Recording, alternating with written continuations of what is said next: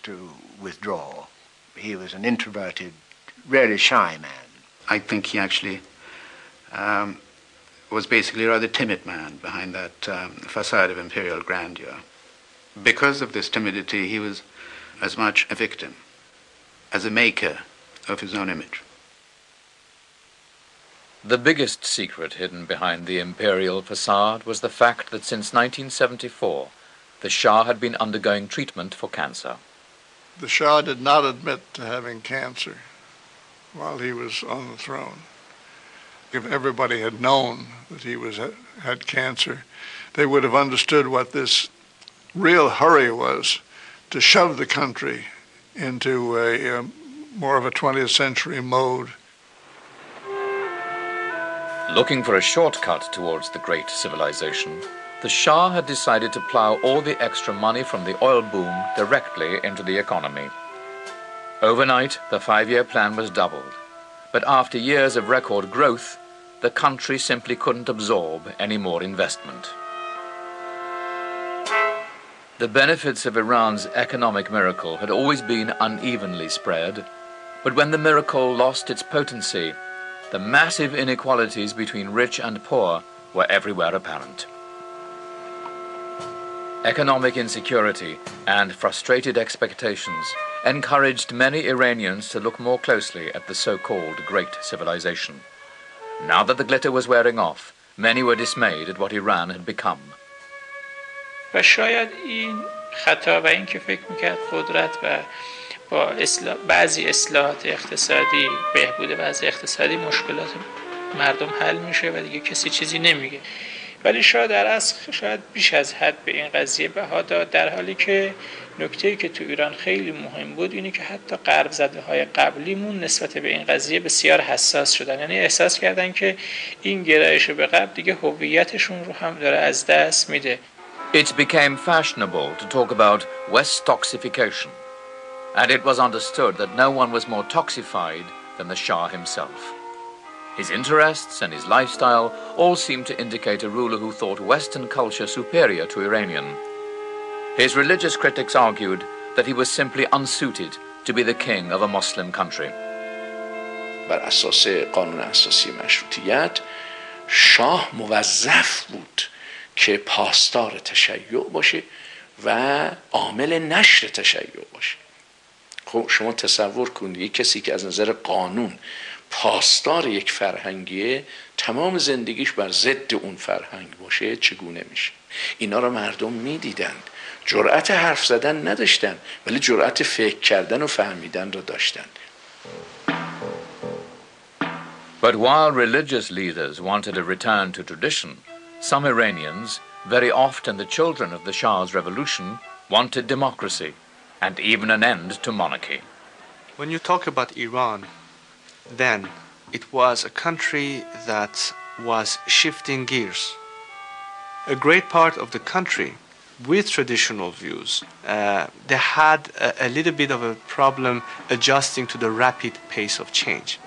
And on the other hand, you had intellectuals who were in fact demanding faster reforms. And I guess at some point in time, we had a sort of crisis, not purely political, but a sort of sociological crisis that began in my country. Celebrations in 1976, marking the 50th anniversary of the Pahlavi regime, were a somber affair. The dutiful applause of the well-drilled audience gathered at the tomb of Reza Shah had a hollow ring. An atmosphere of stagnation was gripping the country, but the Shah still believed that the people supported him. I can claim to have the pulse of my people really in my hand. And we have shown to each other so many times signs of complete devotion to each other that there is a very special situation today in my country. In January 1977, Jimmy Carter took the oath of office on the White House lawn. Elected on a platform of human rights and the reduction of arms sales, Carter appeared to be the Shah's worst nightmare. President of the United States. the office of President of the United States. In fact, Carter quickly accepted that there was simply no alternative to the Shah. All he could do was to encourage the limited liberalization program that the Shah had introduced the previous year. Of the United States. So help me God. So help me God. Neither side appreciated that this liberalization would act as a catalyst in a country ripe for revolution. In the dying days of 1977, Jimmy Carter paid a visit to the Shah in Tehran. Conscious of the need to signal his support, Carter made a fulsome New Year's toast. Iran, because of the great leadership of the Shah, is an island of stability in one of the more troubled areas of the world. A few days after Carter left, a spark was struck that was to start the revolution.